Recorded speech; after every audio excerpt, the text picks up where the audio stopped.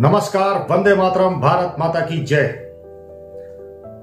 आज का विषय हम जब भी मैं कोई वीडियो शुरू करता हूं, आपने सुना होगा कि नमस्कार, वंदे मातरम, भारत माता की जय। तो ये वंदे मातरम के विषय में आज बात करूंगा कि वंदे मातरम की शुरुआत कैसे हुई और क्यों हुई और इसका क्या महत्व था कि भारतवर्ष के जितने भी क्रांतिकारी हुए, एक क्रांति का गाना माना गया है, क्रांति का भजन माना गया है। इस भजन को सुनने के बाद लोग क्रांति के मार्ग पर चलने को लालायित हो जाते हैं। तो इसमें ऐसा क्या था और क्यों इसको लिखा गया, ये महत्वपूर्ण विषय है जिस पे आज बात करेंगे। ये जो लिखा गया, ये गाना लिखने के 7 साल बाद एक उपन्यास में छपा था।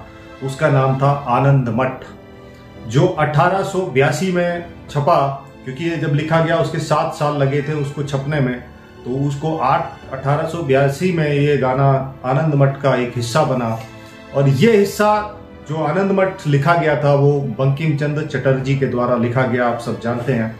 और बंकिम चंद्र चटर्जी ने इसको क्यों लिखा था, कि इसके आनंद मठ में ऐसा क्या था कि उसमें इस भजन को रखना पड़ा, इस गाने को रखना पड़ा। क्योंकि आनंद मठ जो पुस्तक है वो लिखी गई थी अंग्रेजों के विद्रोह के लिए। अंग्रेजी जो सरकार थी, जो अत्याचार करते थे, उनके खिलाफ लिखी गई थी। और उनके साथ जो राजा महाराजा उस समय उनका साथ देते थे, वो किसी भी जाति वर्ग के हों, उन सब के विरोध में वो लिखी गई थी और इसलिए उसका हिस्सा बनाया था वंदे मातरम। अब वंदे मातरम का जो एक सबसे रोचक का घटना ये थी कि जब आनंद मठ को लोगों ने पढ़ा तो वंदे मातरम लोगों को समझ में आने लगा और उस क्रांति की एक भावना उनके अंदर जागृत होने लगी। और इसीलिए आपने सुना होगा कि जितने भी क्रांतिकारी थे, आपने चाहे फिल्मों के माध्यम से भी, भगत सिंह जी की कई सारी सीरीज मूवी आई थी, उनमें भी आपने देखा होगा कि जितने क्रांतिकारी जो थे वो सभी वंदे मातरम का नारा लगाते थे, वंदे मातरम गा के और क्रांति के मार्ग पे चलते थे। कोई भी जनगण गा के नहीं चलता था। तो यही एक फर्क था इसमें। अब यहाँ पे जो वंदे मातरम जो शब्द है, ये पहले इसकी जो आनंद मठ था ये बांग्ला भाषा में छपा, उसके बाद मराठी में, फिर हिंदी में, तमिल, तेलुगु, कई भाषाओं में फिर इस उपन्यास को छपा। लेकिन ये 1882 के बाद जब ये छपा था तो उस समय बंकिम चंद्र चटर्जी की एक पुत्री थी और हमेशा उनकी पुत्री का और पिता का विवाद रहता था। क्योंकि उनकी जो पुत्री कहती थी कि आपने जो इस भाषा को लिखा है, वंदे मातरम की जो भाषा है, ये बहुत ही कठिन है, यानी कि क्लिष्ट है और ये लोगों को समझ में नहीं आएगी, इसलिए इसको सरल भाषा में आप बनाइए। तो बंकिम चंद्र चटर्जी कहते थे कि आज आपको लगता है कि ये लोगों को समझ में नहीं आएगी, लेकिन एक दिन ऐसा आएगा कि ये एक एक लाइन लोगों के दिमाग में उतर जाएगी और क्रांति के पथ पे चलने को मजबूर कर देगी।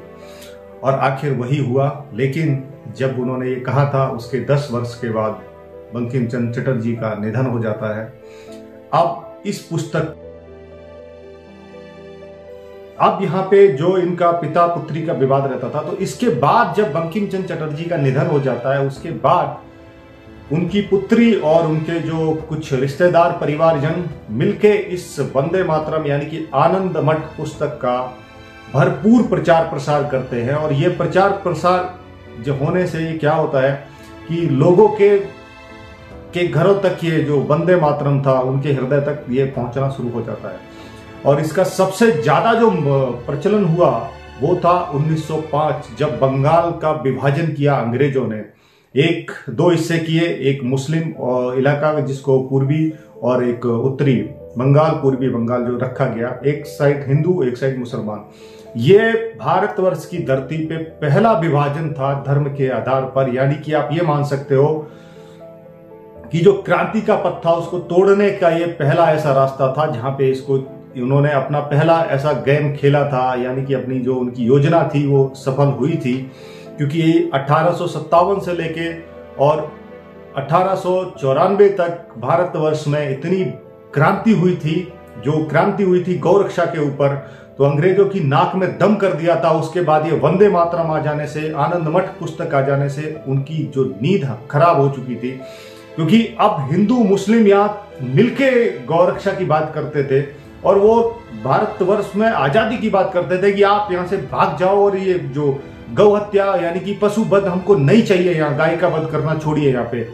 तो गौ हत्या बंद करो। तो उसके विरोध में इतना पागल कर दिया था अंग्रेजी सरकार को, तो उन्होंने जो पहला षड्यंत्र रचा था वो बंगाल, यानी कि आप जानते हैं पहले जो भारत की राजधानी थी वो कलकत्ता थी, उसके बाद ही दिल्ली लाया गया, दिल्ली राजधानी बनाई गई और उसके विभाजन किए गए, क्योंकि भारतवर्ष को तोड़ना बहुत आवश्यक था। और दो ऐसे समुदाय, यानी कि दो ऐसे धार्मिक लोग जो इस भाईचारे के पथ पे यहाँ पे चलते थे, भाईचारे में रहते थे, जो हिंदू और मुस्लिम, तो उनको तोड़ने का भी जो कार्य अंग्रेजों ने प्रारंभ कर दिया था, उसकी घटना 1905 में शुरू हुई थी।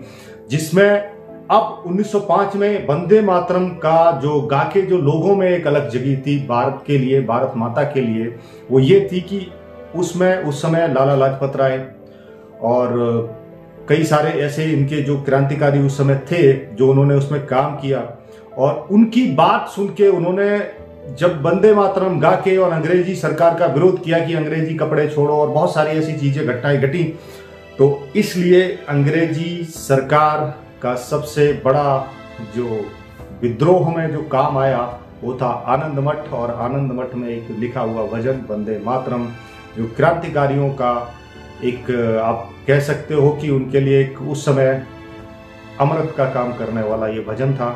और मैं नमन करता हूँ बंकिम चंद्र चटर्जी जी को और उनकी जो पुत्री थी उनको, और उनके जिन्होंने भी कार्य किया इसको प्रचार प्रसार करने में, उन सभी को मेरा कोटि कोटि नमन है। और वंदे मातरम आप भी सुनिए और इसका प्रचार प्रसार कीजिए, क्योंकि ये वंदे मातरम जो है जनगण मन से बहुत बेहतर है। जनगण मन क्यों लिखा गया, किसने लिखा, ये सब जानते हैं, लेकिन अगर नहीं जानते हैं तो कमेंट्स कर देना, मैं जनगण के ऊपर एक वीडियो बना दूंगा। आज के लिए बस इतना ही। आप सभी को सादर वंदे मातरम, वंदे मातरम, वंदे मातरम, भारत माता की जय।